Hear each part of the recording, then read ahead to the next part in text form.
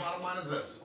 General Kelly will bring more organization and precision to the White House. Having said that, he is not coming in to revamp the Trump presidency, but to unleash the full potential of it. That was former Trump campaign senior advisor Boris Epshteyn, who now has a job as chief political analyst at a powerful media entity that has largely flown under the radar. Sinclair Broadcast Group is the nation's largest TV broadcaster and owns more than 170 local TV stations around the country. If you live in, say, Scranton, Pennsylvania or Syracuse, New York, 3 of your local stations are owned by Sinclair, and they take a pretty hands-on approach. Boris Epshteyn's segments, with their decidedly pro-Trump administration spin, are designated as must-run when they're distributed to all those 170 stations, meaning those stations must include them in their local news broadcasts. And they are. Sinclair also makes its stations run scaremongering terrorism alert desk segments, which often feature stories of questionable news value. During the presidential campaign, it sent its stations a package that suggested in part that voters should not support Hillary Clinton because the Democratic Party was historically pro-slavery. Sinclair also sends out packages on the news of the day, often with a pro-Trump spin, for local news anchors to read word for word, as noted on a recent edition of Last Week Tonight with John Oliver. Did the FBI have a personal vendetta in pursuing the Russia investigation of President Trump's former National Security Advisor Michael Flynn? Did the FBI have a personal vendetta in pursuing the Russia investigation of President Trump's former National Security Advisor Michael Flynn? Did the FBI have a personal vendetta in pursuing the Russia investigation of President Trump's former National Security Advisor Michael Flynn? Sinclair's Vice President News, Scott Livingston, casts its coverage as a corrective to mainstream media bias. I'm sure you know about the troubling trend of irresponsible and one-sided news stories plaguing our country. The sharing of bias and false news has become all too common on social media. More alarming, national media outlets are publishing these fake news stories without fact-checking. Unfortunately, some members of the national media are using their platforms to push their own personal bias and agenda to control exactly what people think. This is extremely dangerous to our democracy.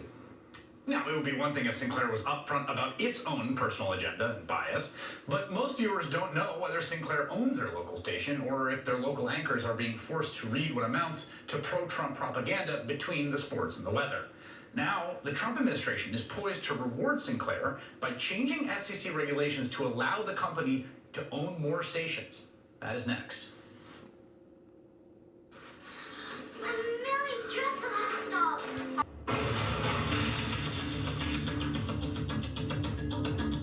I've got a message for certain students. Listen up closely, Snowflake. Yes, I'm talking to you. You, the social justice warrior who whines for trigger warnings and safe spaces. College isn't a babysitting service. It's time to grow up, Snowflake. Okay, that's a taste of what you might have seen on your local news, at least if your local news station is owned by Sinclair Broadcasting, a relatively obscure media behemoth that, unbeknownst to most of its viewers, insists its stations run these right-leaning commentaries and news packages. Now, Sinclair already owns more than 170 stations in 81 markets, covering an estimated 38% of U.S. households, and it wants to get bigger. A proposed $3.9 billion deal to buy Tribune Media would give Sinclair another 42 stations and the ability to reach 72% of U.S. households. Now, that level of dominance on the airwaves by a single company is supposed to be outside the bounds of the law. But this spring, President Trump's very pro-business FCC chairman, Republican Ajit Pai, invoked a controversial loophole in the law that would allow the deal to go through. And now, despite heated opposition, the deal is widely expected to be approved. Joining me now, MSNBC media analyst Gabe Sherman, special correspondent for Vanity Fair. So I want to start with the just how people know whether they're watching a Sinclair station, which is that, I mean, how do they know? The truth is they don't. I mean, Sinclair owns affiliates all over the country that are affiliated with the big networks. And so if you're watching your local ABC, NBC, or Fox affiliate in a market, you may have no idea that the corporate owner of this network has a political point of view. Sinclair does not brand its networks. We are, like Fox News would say, we are a conservative network, where Fox News, the viewers would know that. Sinclair does not market itself as the owner of these networks. Yeah, and there's also the difference between local affiliates. I mean, when I grew up in New York, I would think of the network as the association, right? But outside of the major markets, like you could be watching ABC in one market that's Sinclair owned and NBC in another or CBS in another, and they're just owned by Sinclair. That those numbers.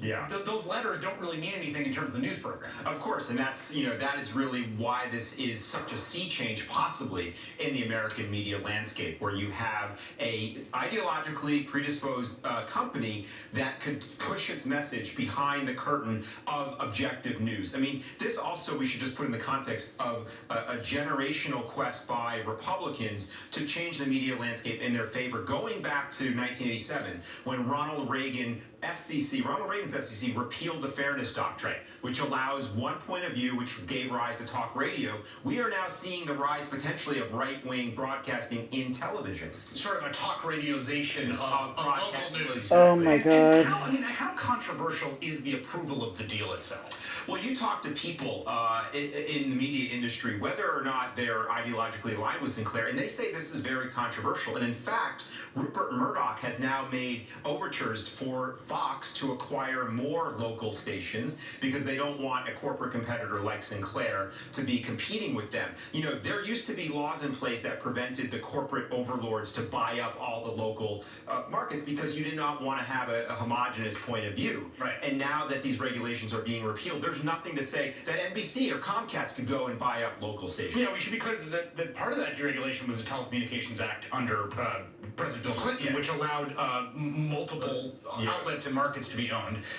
There's also, it seems like there's a little bit, at least, a faint whiff of quid pro quo here. Mm-hmm. Well, this is, I've been thinking about this a lot today. This is in a certain way the definition of the swamp that Donald Trump wanted to change when he came to office. Sinclair is pushing pro-Trump segments. They hired one of his former campaign staffers, Boris Epshteyn, and now the Trump White House is passing regulation to favor their media ally. This is a sort of symbiotic relationship that should be anyone who is on the position of being against crony capitalism, they should not reward this behavior. Yeah, we should note that the final decision has not been made. There are still public comments that you can make on the FCC's website, one way or the other, and then there'll be responses. Yeah. So the decision is not yet made, although a lot of people are placing their bets it will be approved. Gabe Sherman, thank you.